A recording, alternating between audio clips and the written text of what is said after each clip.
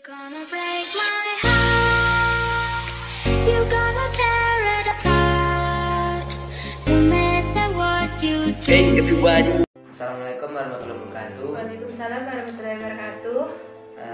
Sesuai janji yang kemarin, kita hari ini akan melakukan penyuluhan. Apakah saudara berkenan? Ya. Ya. Di sini judulnya anemia pada remaja, waktunya kurang lebih 10 menit.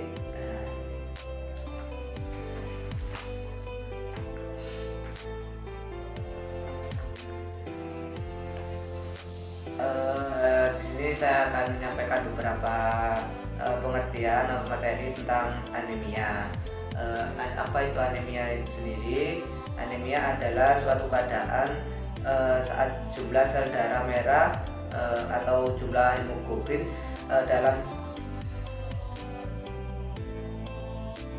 darah berada di bawah batas normal. Lalu apa penyebab anemia itu sendiri? Ada beberapa penyebab anemia. Yang pertama adalah kehilangan darah atau peredaran darah, pendarahan hebat. Yang kedua, berkurangnya pembentukan sel darah merah seperti zat besi, defisiensi vitamin B12. Dan selanjutnya penyebabnya gangguan reproduksi sel darah merah seperti ketidaksanggupan tulang belakang untuk sel-sel darah. Selanjutnya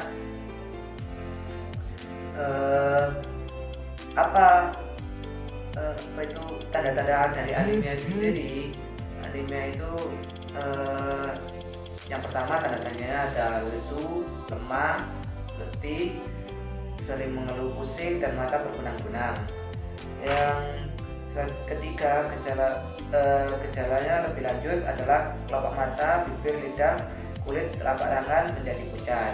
Yang terakhir nyeri tulang. Pada kasus yang lebih parah, anemia menyebabkan tachycardia.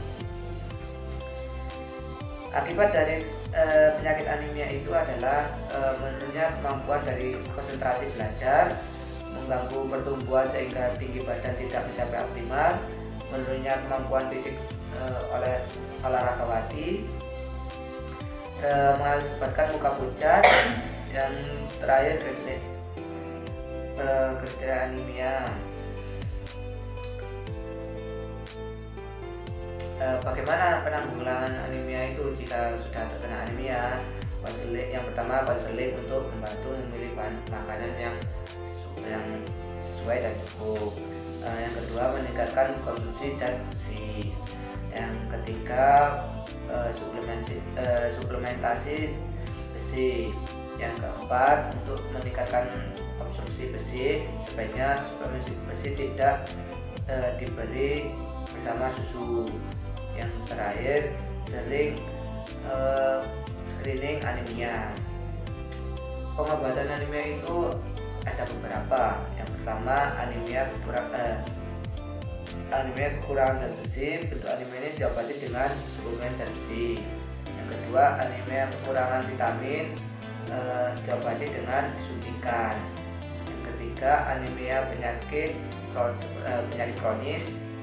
Pengobatan khusus untuk anemia jenis ini, suplemen zat besi dan vitamin umumnya tidak membantu jenis anemia ini. Namun, jika gejala menjadi parah, transfusi darah, suntikan hormon yang biasanya dihasilkan oleh ginjal dapat membantu merangsang produksi sel darah merah yang mengurangi kelelahan. Yang keempat, aplastik anemia. Pengobatan untuk anemia ini dapat mencakup transfusi darah untuk meningkatkan kadar sel darah merah. Yang kelima, anemia terkait penyakit suntik tulang. Pengobatan berbagai penyakit dapat berkisar dari obat yang sederhana sehingga terapi untuk transplantasi susu tulang. Yang keenam, anemia hemolitik, termasuk menghindari obat-obatan tertentu, mengobati infeksi terkait dan menggunakan obat-obatan yang makanan yang kekebalan Anda dapat menyerang sel darah merah. Yang terakhir, anemia jenis sickle anemia. Pengobatan untuk anemia ini dapat mencakup pemberian oksigen, obat menghilangkan rasa sakit baik oral dan cairan infus untuk mengurangi rasa sakit untuk mencegah komplikasi. Mungkin itu materi yang bisa saya berikan pada saudara. Mungkin ada beberapa pertanyaan dari saudara untuk jika ada yang belum mengerti. Makanan apa saja yang harus dikonsumsi oleh orang yang menderita anemia? Seperti yang saya jelaskan tadi, untuk makanannya itu banyak yang mengandung zat besi, terutama untuk saudara ya, seperti sayur, kacang hijau, brokoli, terus pokoknya yang ada zat besinya seperti ikan, makanan laut disertai minuman dari sari buah, seperti itu. Apa ada pertanyaan lagi? Tidak. Mungkin sekian dari penjelasan saya. Jika ada salah kata atau penjelasan kurang jelas, mohon maaf. Saya akhiri. Wassalamualaikum warahmatullahi wabarakatuh. Waalaikumsalam warahmatullahi wabarakatuh.